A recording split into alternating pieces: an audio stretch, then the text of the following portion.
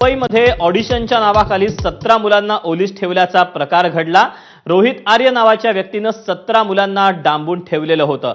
पोलिसांनी बाथरूममधून स्टुडिओमध्ये प्रवेश केला आणि या 17 मुलांची सुखरूपपणे सुटका केली। रोहित आर्यकडे एअरगन आढळून आलेली आहे। याशिवाय स्टुडिओमध्ये काही केमिकल्स देखील सापडलेत। पोलिसांकडून सध्या रोहित आर्यची चौकशी सुरू आहे। तेव्हा आता जी मुलं अडकलेली होती त्यांची सुखरूप सुटका करण्यात आलेली आहे। त्यांना घेऊन जाण्यासाठी बस देखील या परिसरामध्ये पोहोचलेली आहे। मैं रोहित आर्या, सुसाइड करने की जगह मैंने एक प्लान बनाया और कुछ बच्चों को इधर हॉस्टेज रखा है।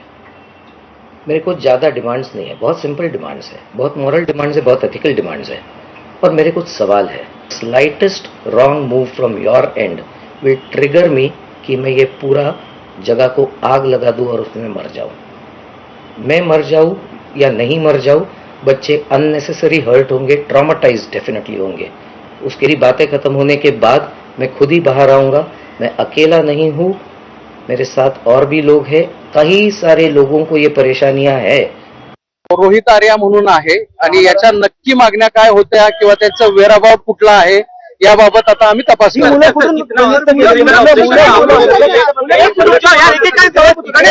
इथे जे मुलं जी आहेत त्यांनी ऑडिशन घ्यायचं वेब सिरीजचं म्हणून बोलवलेली होती।